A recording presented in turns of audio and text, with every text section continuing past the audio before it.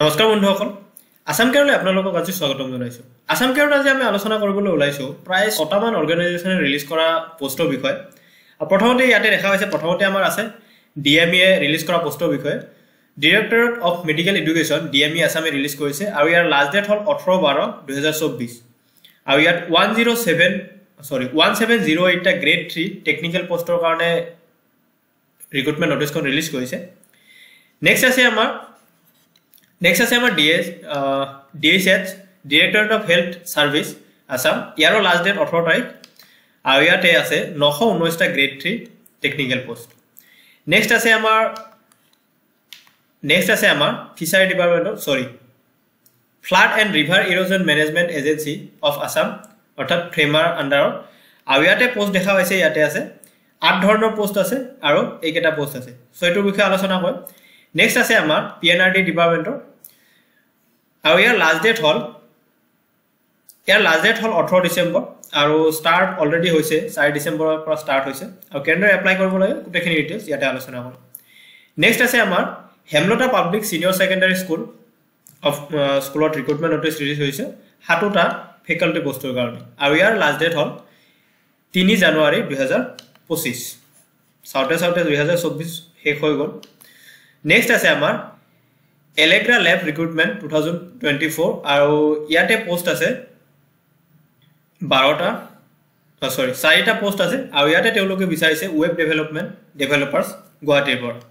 so এইকেইটা পোষ্টৰ বিষয়ে আজি আমি আলোচনা কৰিম প্ৰথমতে আমি আলোচনা কৰো ডিএমই অৰ্থাৎ ডিৰেক্টৰেট অফ মেডিকেল এডুকেশ্যন আসামত য'ত আছে 1708 টা grade 3 technical post define medical কলেজত আছে কলেজ এণ্ড হস্পিটেলত আছে সো ইয়াৰে ভিতৰত কেনেদৰে কি কৰিব লাগিব আমি এইখিনি আলোচনা কৰিম সো এটা এপ্লাই কৰাৰ কাৰণে আপোনালোকে এটো অফিচিয়েল ডিএমই অফিচিয়েল ওয়েবসাইটৰ পৰা এপ্লাই কৰিব লাগিব আৰু ইয়াৰ প্ৰথম পোষ্টটো যেটো আছে হেতু হ'ল গ্ৰেড 3 টেকনিক্যাল আৰু ইয়াৰ কাৰণে পোষ্ট আছে 2685 টা য'ত আপোনাৰ এডুকেশনাল কোৱালিফিকেশন লাগিব ইন্ডিভিজুৱেল পোষ্ট ওয়াইজ এডুকেশন কোৱালিফিকেশন লাগিব আৰু হেতু আপুনি এডভাৰটাইজমেন্ট ডিটেইলছত চাব পাৰিব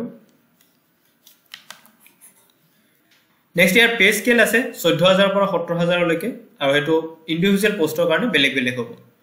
তাৰপিছত বেলেগ ক্ৰাইটেৰিয়া কি আছে বেলেগ ক্ৰাইটেৰিয়াৰ ভিতৰত আপোনাৰ নেশনালিটি আছে নেশনালিটি আপুনি ইন্ডিয়ান সিটিজেন হ'বই লাগিব এজ লিমিট ধৰি দিয়া আছে 18 বছৰৰ তলত নহব আৰু 40 বছৰৰ ওপৰত নহব 5 জানুৱাৰী 2024 আপোনাৰ এজটো ক্যালকুলেট কৰা হ'ব 5 জানুৱাৰী 2024 ৰ মতে আপোনাৰ 18 বছৰৰ তলত হলে নহব আৰু 40 বছৰৰ ওপৰত হলে নহব নেক্সট এজ ৰিলেক্সেশন নৰমাল আমি গভ জবত যেনেকুৱা পাও 3 ইয়াৰ্স ওবিসি এমওবিসি কাৰণে এসসি এসটি কাৰণে 5 ইয়াৰ্স আৰু পিডব্লিউডি কাৰণে 10 ইয়াৰ্স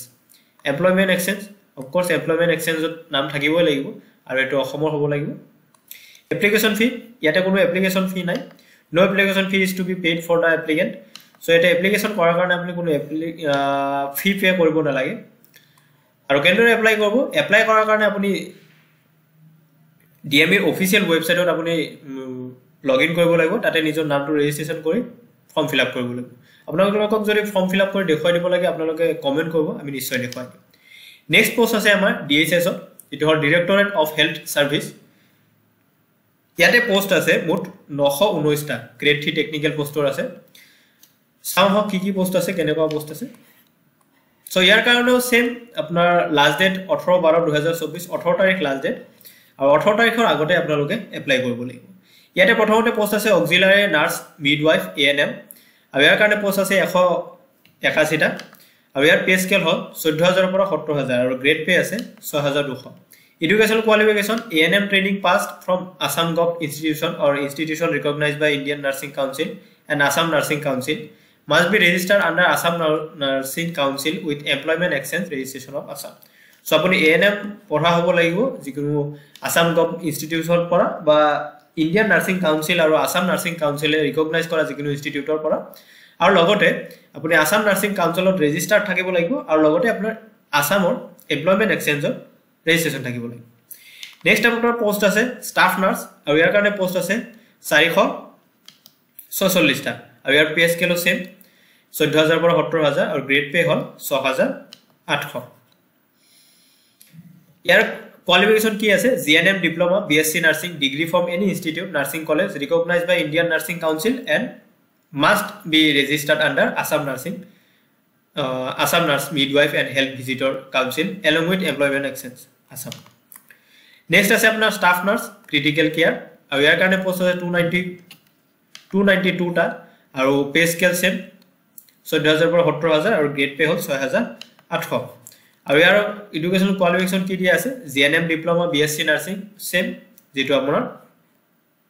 স্টাফ নাৰ্সৰ কাৰণে আছে সো কেনেদৰে এপ্লাই কৰিব আপুনি ইয়াতেও আপুনি সেম DHS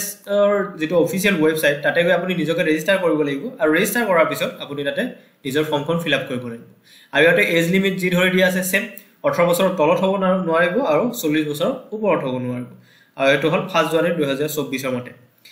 আৰু সেম এজ ৰিলেক্সেশনো সেম আছে আপোনাৰ OBC MOBC ৰ কাৰণে 3 ইয়াৰ্স SC ST ৰ কাৰণে 5 ইয়াৰ্স আৰু PWD ৰ কাৰণে 10 ইয়াৰ্স নেক্সট পোষ্ট আছে আমাৰ FREMA Flood and River Erosion Management Agency আৰু ইয়াত পোষ্ট আছে Hydro Informatic Engineer River Basin Modelers Hydrological Modeling 1 Hydro Informatic Engineer River Basin Modeler Hydraulic Modeling 2 Hydro Informative Engineer River Morphology and Sediment Transport Modeling 1 আছে Data Engineer 2 আছে Atmospheric Science 2 Computer Science 2 RS GIS 2 and Web GIS Developer 2 So যদি আপুনি এই post কেটাৰ কাৰণে qualification আপোনাৰ আছে এই পোষ্টৰ কাৰণে এপ্লাই কৰিব পাৰে আৰু এই পোষ্টৰ কাৰণে পোষ্ট কেটাৰ কাৰণে এপ্লাই কৰাৰ কাৰণে আপুনি এটো ওয়েবসাইটত যাব লাগিব www.frema.assam.gov.in এটো হল অফিচিয়েল ওয়েবসাইট FREMA সো ইয়াতে আপুনি এপ্লাই কৰিব লাগিব ইয়াতে গৈ আপুনি নিজৰ ফৰ্মখন ফিল আপ কৰিব সৰি ইয়াতে আপুনি অফিচিয়েল যেটো এপ্লিকেশন ফৰমেট হে ফৰমেটটো পাব আৰু হেতুৰ মতে আপুনি এপ্লাই কৰিব লাগিব নেক্সট আছে আমাৰ PNRD আপোনাৰ কি পোষ্ট আছে PNRD অলৰেডি আপোনাৰ এপ্লিকেশন স্টাৰ্ট হৈ গৈছে আৰু ইয়াৰ লাষ্ট ডেট হল 18 ডিসেম্বৰ 2024 ইয়াৰ কি পোষ্ট আছে আমি চাও ইয়াৰ প্ৰথম পোষ্ট আছে IT বেস প্ৰফেশনাল ইয়াৰ কাৰণে এডুকেশনাল কোৱালিফিকেশন কিনি দিয়া আছে BSc IT CSC BCA BTech আৰু ইয়াৰ per month salary আছে 30000 plus applicable allowances plus PF benefits age limit ধৰি দিয়া আছে up to 38 years so আপোনাৰ upper age limit হ'ব ইয়াতে 38 years application process to ধৰি দিয়া আছে application process to হল আপুনি ইয়াতে rural.assam.gov.in এটো ওয়েবসাইটত আপুনি গৈ আপোনাৰ নিজৰ ফৰ্মখন ফিল আপ কৰিব লাগিব আৰু নিজৰ স্ক্যান ডকুমেন্টস সমূহ আপুনি ইয়াতে আপলোড কৰিব লাগিব আৰু এটো আপুনি 18 ডিসেম্বৰৰ আগতে এপ্লাই কৰিব লাগিব সো পোষ্ট টু হল ইয়াতে দেখা হৈছে পোষ্ট টু কি IT বেস প্ৰফেশনাল আৰু ইয়াৰ কাৰণে কোৱালিফিকেশন ধৰি দিয়া আছে BSc ITCS BCA BTech BE MCA MSc লাগিব আৰু ৰিনুমাৰেশন আছে per month 30000 ফিক্স লগতে এপ্লিকেবল এলাউন্স থাকিব আৰু PF বেনিফিট পাব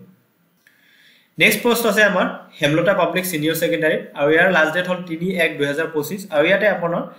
7টা ফেকাল্টি মেম্বাৰ লাগে টিচিং পোষ্ট আছে প্ৰথমতে আছে ভাইস প্ৰিন্সিপাল এটা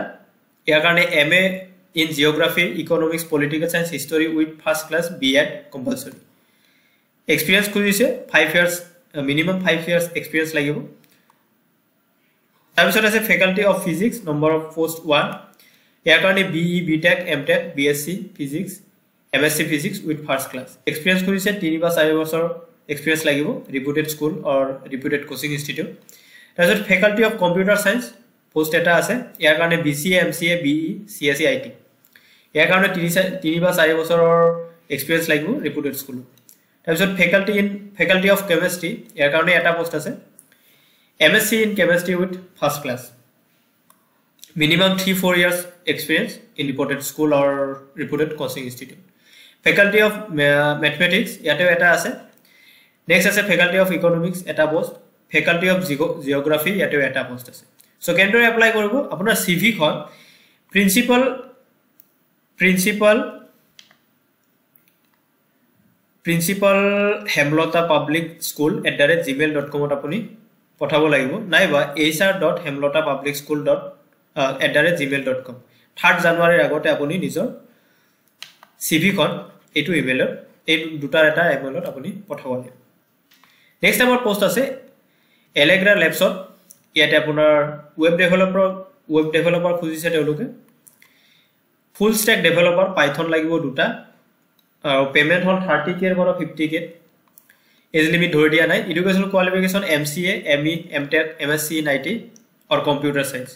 skill লাগিব python Django Flux developer with experience in I don't know etu ki hobo and TypeScript sorry experience in database MySQL PGSQL good to have experience in MongoDB Redis and Firebase so ebila technical terms hoyto mor bhul hobo pare second post ase full stack developer for PHP আৰু ইয়াৰ কাৰণে দুটা post আছে আৰু payment তো 30k পৰা 50k same qualification same একে দিয়া আছে আৰু skill required core PHP developer having expertise in object oriented and procedural programming so কেনেদৰে এপ্লাই কৰিব আপোনালোকে এলেগ্ৰা লেবছৰ কেৰিয়াৰ যেটো পেজ আছে হেতু পেজত আপুনি যাব লাগিব অৰ্থাৎ www.alegralabs.com/career এটো পেজত গৈ আপুনি নিজৰ ফৰ্মখন ফিল আপ কৰিব পাৰিব সো এখিনি আছিল আজি আমাৰ এই ভিডিওটো এলেগ্ৰা লেবছত 7টা পোষ্ট নেক্সট হেমলকটা সিনিয়ৰ সেকেন্ডাৰী 7টা ফেকাল্টি পোষ্ট নেক্সট আমাৰ PNRD আছে IT বেস প্ৰফেশনেলৰ নেক্সট আছে আবাৰ ফ্ৰেমাত আছে 8 ধৰণৰ পোষ্ট নেক্সট আছে আমাৰ DSS ত আছে পোষ্ট DME ত আছে আৰু এই দুটা DME আৰু DSS ৰ লাষ্ট ডেট হল 18 ডিসেম্বৰ আগতে আপুনি নিজৰ ফৰ্মখন ফিল আপ কৰিব সো এখিনি আছিল আজিৰ কাৰণে ভিডিওটো থ্যাংক ইউ সো মাচ